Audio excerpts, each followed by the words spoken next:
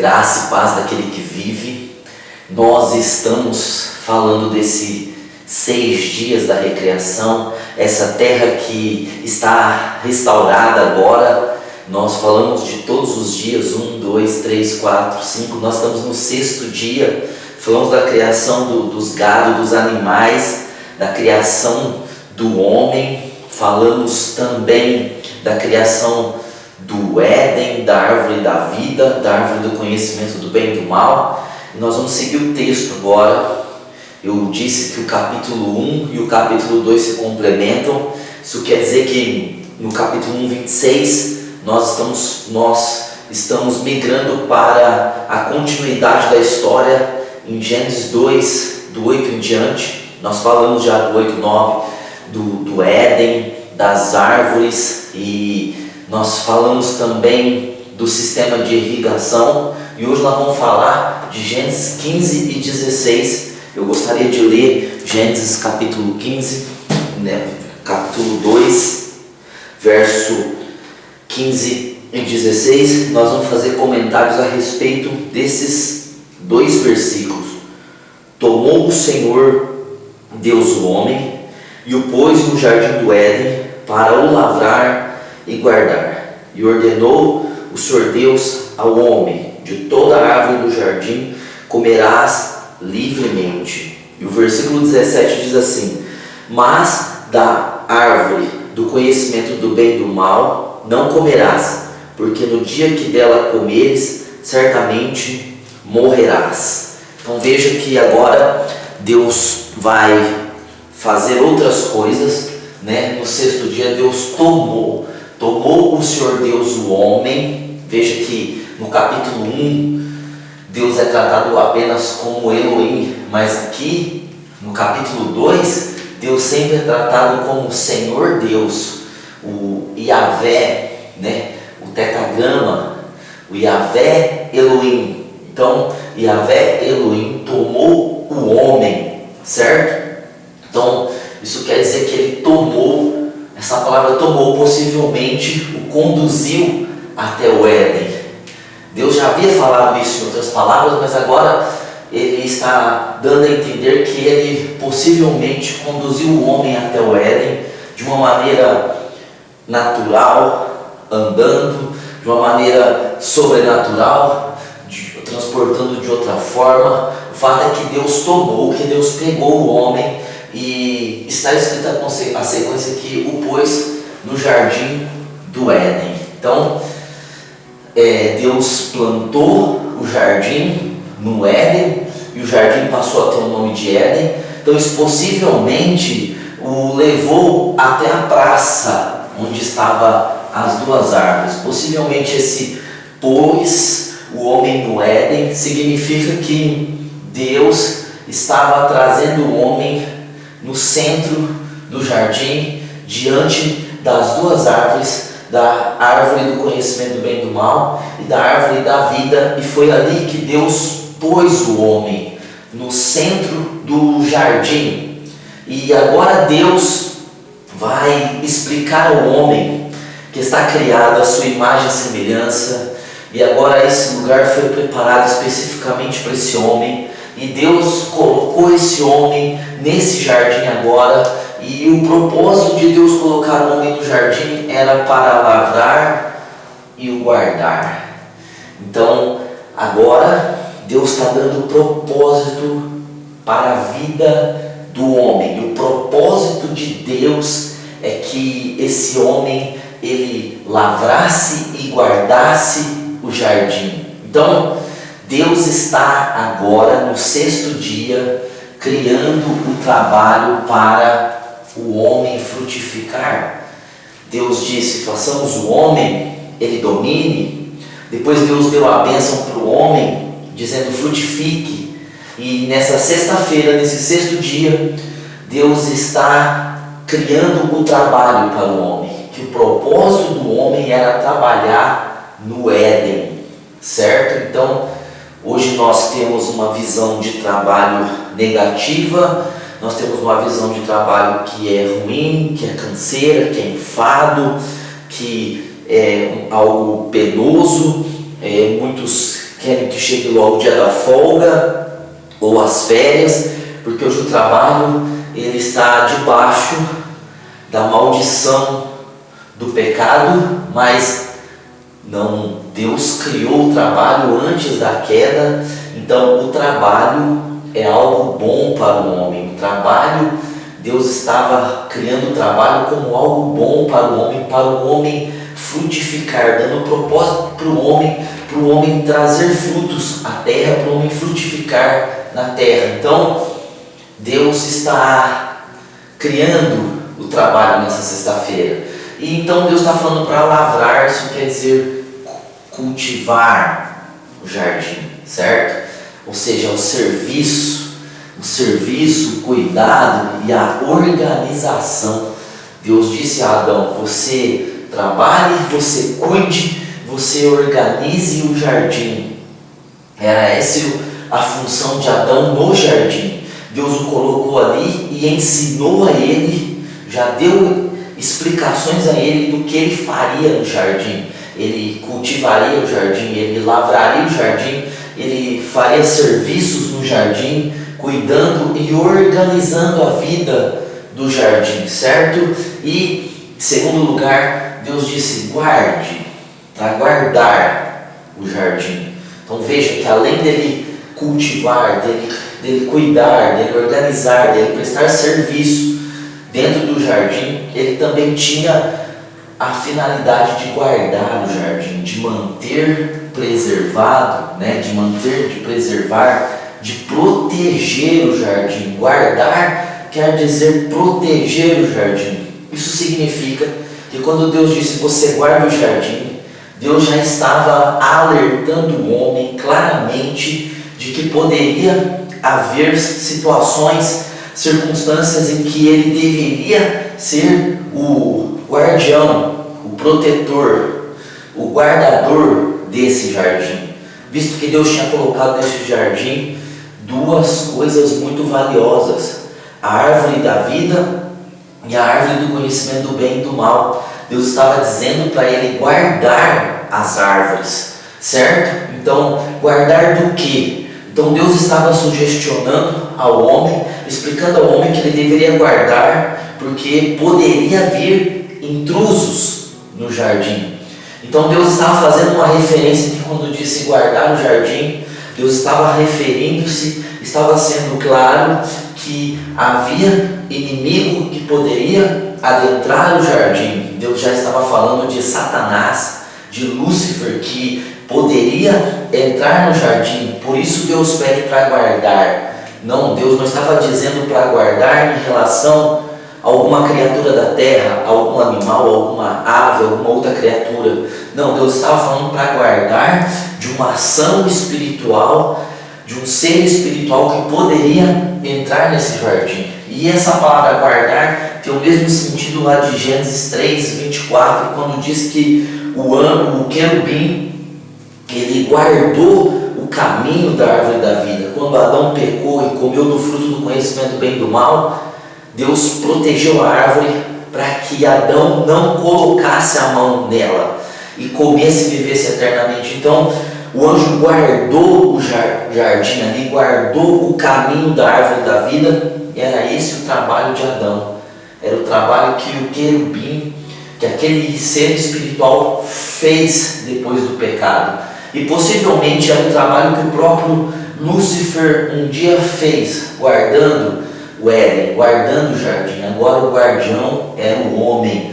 Então Deus já estava deixando claro para o homem que seria possível uma voz, uma presença que falasse coisas que poderia entrar na liberdade que o homem tinha no jardim, certo? Então essa era a finalidade do homem: cuidar do jardim fisicamente e guardá-lo espiritualmente. Ele simplesmente cultivaria o jardim, ele lavraria o jardim fisicamente, e uma tarefa física e uma tarefa espiritual. A tarefa espiritual era guardar o jardim, ou seja, uma tarefa física que era serviço, cuidado e organização, e uma tarefa espiritual de guardar, de manter, de preservar, de proteger aquilo que Deus tinha colocado nesse jardim. Então veja que é algo que Deus já está dando propósito à vida do homem, e está deixando claro ao homem que ele deve cultivar e deve guardar o jardim. E o texto segue dizendo: e ordenou o Senhor Deus ao homem. Então, de novo, Yahvé, Elohim, ordena ao homem. Veja que essa palavra ordenou está aparecendo pela primeira vez. Essa palavra tem o sentido de dar ordem, de ser um mandamento. Deus está dando mandamento ao homem. Não é o primeiro mandamento que Deus está dando, mas aqui a primeira ordenança clara com restrição. Então, essa ordenança que Deus está fazendo aqui em Gênesis 2, 15 e 16 é uma ordenança com restrições. Mas Deus deu 5 ordens para esse homem Adão. 5 ordenanças para ele frutificar, para ele multiplicar, para ele encher a terra, para ele exercer domínio. E essa 5ª ordenança é uma ordenança com restrição, uma ordenança a mais importante, a mais séria: não coma da árvore do conhecimento do bem e do mal. Deus está sendo claro: não coma dessa árvore. O primeiro não que o homem recebeu desde de sua criação é o primeiro não, e esse não significa: não coma da árvore do conhecimento do bem e do mal. Deus deixou muito claro que era para o homem guardar espiritualmente o jardim, e deu uma ordem, foi um mandamento, um único mandamento para o homem. Esse homem criado só tinha um mandamento a seguir, somente esse. Ele poderia fazer qualquer outra coisa esse homem tinha liberdade para fazer, mas uma coisa ele não tinha liberdade, ele tinha restrição: não comer da árvore do conhecimento do bem e do mal. Quando Deus então dá essa ordenança, Deus está fazendo a primeira aliança, o primeiro acordo com o homem, o acordo ou aliança do Éden. Eu te dou o Éden, você lavra, você cuida, e você não coma dessa árvore do conhecimento do bem e do mal. Essa é a aliança que eu faço com você. Te dou tudo, esse tudo que eu te dou, você cuida e você guarda, você cuida fisicamente e protege espiritualmente, e não coma da árvore do conhecimento do bem e do mal. Então Deus estava falando a Adão por meio da fé. Deus estava já dizendo a Adão, estava dando a Adão a maneira que ele viveria. Ele viveria da fé. Como assim Adão ia viver da fé? Deus disse e ele deveria crer no que Deus disse. Ele não deveria desobedecer, ele não deveria provar desobedecendo a palavra de Deus. Ele deveria crer na palavra, ou seja, a palavra estava falando não coma. Ele deveria simplesmente crer nessa palavra e viver essa palavra e cuidar dessa árvore, impedindo que qualquer ser entrasse para fazer qualquer coisa com essa árvore, e também com a árvore da vida, e ele não comeria dessa árvore. Ele creria na voz de Deus que diz para ele: não coma. Se a partir do momento que ele comesse, ele estava incredulizando a palavra de Deus. Então o que Deus está dando aqui para Adão é uma maneira de viver nessa aliança, na aliança do Éden, na aliança da inocência. Estava dando uma maneira dele viver de fé, acreditar que o que Deus diz é a verdade e o que Deus diz é o melhor. Então ele creria na palavra. Era isso que Deus estava dizendo para Adão ao dizer a ele: não coma da árvore do conhecimento do bem e do mal. E aí o texto diz assim: de toda árvore do jardim comerás livremente. Olha a instrução do Altíssimo. Ele tomou e ele pôs o homem no Éden, no centro do Éden, diante das 2 árvores, do conhecimento do bem e do mal, E ele disse: não coma dessa árvore aqui, você não coma. E aí ele disse: de toda árvore do jardim comerás livremente. Havia muitas árvores no jardim. E Deus estava dizendo: coma o quanto você quiser. Deus estava dando abundância de suprimento ao homem. Estava dizendo: aqui você vai ter fartura.